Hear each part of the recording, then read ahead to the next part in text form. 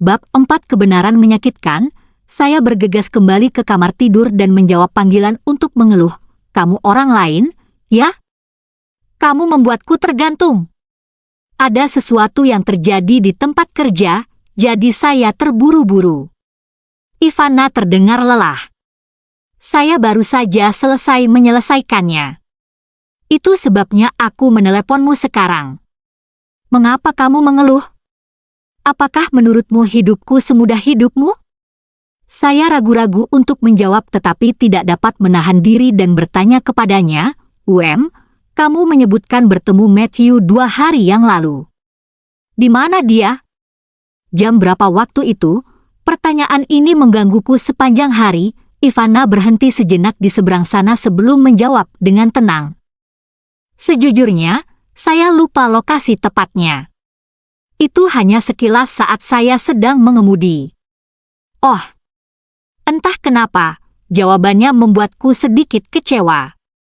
Meski hatiku berdebar kencang, aku melepaskan tinjuku dan menyadari telapak tanganku dingin dan berkeringat. Aku terkekeh dan bertanya-tanya apakah aku ingin membuktikan bahwa Matthew berselingkuh atau tidak. Harus kuakui dia adalah segalanya bagiku, dan aku takut kehilangan dia. Iklan oleh Pupucue. Saya menyadari betapa terobsesinya Anda dengan suami Anda. Anda tampak bersemangat setiap kali saya menyebut Matthew. Tidak bisakah kamu lebih memprioritaskan dirimu sendiri? Karena Ava sudah duduk di bangku taman kanak-kanak, kamu harus melakukan sesuatu untuk dirimu sendiri. Jangan bilang kamu berencana menjadi pelengkap Matthew seumur hidupmu. Menurutku kamu menjadi bodoh. Kamu sepertinya benar-benar terputus dari dunia luar karena Matthew adalah satu-satunya orang di duniamu, ejek Ivana padaku. Aku tersenyum canggung dan menghela nafas. Matius berkata. Melihat? Matius mengatakan ini, Matius mengatakan itu. Apakah aku salah mengatakan kamu terobsesi padanya?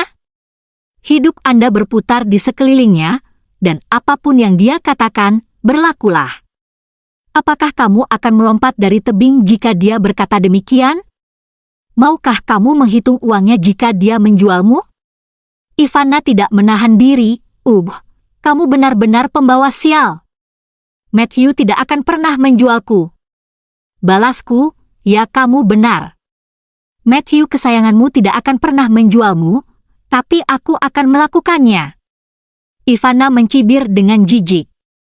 Kebenaran terkadang menyakitkan, tetapi Anda harus mempunyai nilai-nilai. Hidup Anda tidak seharusnya berkisar pada menjadi ibu rumah tangga dan mengerjakan pekerjaan rumah. Itu bukan cinta. Itu bodoh, itu hanya cinta jika dia peduli padamu. Bagaimana Anda bisa mempertahankan minatnya jika yang Anda lakukan hanyalah tinggal di rumah dan mengerjakan pekerjaan rumah? Izinkan saya menanyakan sesuatu kepada Anda. Selain anak dan suamimu, apakah kamu tahu siapa dirimu lagi? Ivana mengoceh, dan aku tidak punya waktu untuk membantahnya. Dia memperhatikan kesunyianku dan melunakkan nadanya. Chloe, aku ingin melihat dirimu yang percaya diri dan bersinar lagi. Anda dulunya adalah siswa terbaik, superstar saya. Menurutku sayang sekali melihatmu membuang-buang waktu, bekerja keras di rumah seperti ini. Cukup.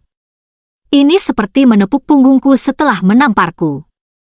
Aku tidak tahu siapa yang membuatmu kesal, tapi kamu memutuskan untuk melampiaskannya padaku.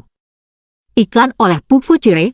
Kami berdua tertawa saat aku mengatakan itu, tetap saja, aku tahu Ivana selalu mengutarakan pikirannya. Meskipun dia pernah menyebutkan hal serupa sebelumnya, mendengarnya lagi hari ini terasa berbeda. Entah kenapa aku merasa bingung dan bertanya-tanya apakah Ivana mencoba menyiratkan sesuatu. Saat itu, Matthew mengetuk pintu dan masuk sambil tersenyum lembut. Sayang, waktunya makan. Ivana mendengar suaranya dari ujung telepon dan berkata, baiklah, makan malamlah. Kemudian dia merendahkan suaranya dan menasihati, pertimbangkan apa yang saya katakan. Ingatlah kata-kataku, dan jangan dibutakan oleh hal-hal cemerlang di hadapanmu. Dengan itu, dia menutup telepon. Matthew menarikku ke dalam pelukannya dan menciumku. Siapa itu, Ivana? Apa yang dia katakan? Apakah dia mengomel lagi? Matthew tersenyum lembut, tampak biasa saja. Dia tahu betapa dekatnya aku dan Ivana karena kami bertiga adalah mantan teman sekelas. Aku sudah lama tidak bertemu dengannya, pikiranku mulai berputar.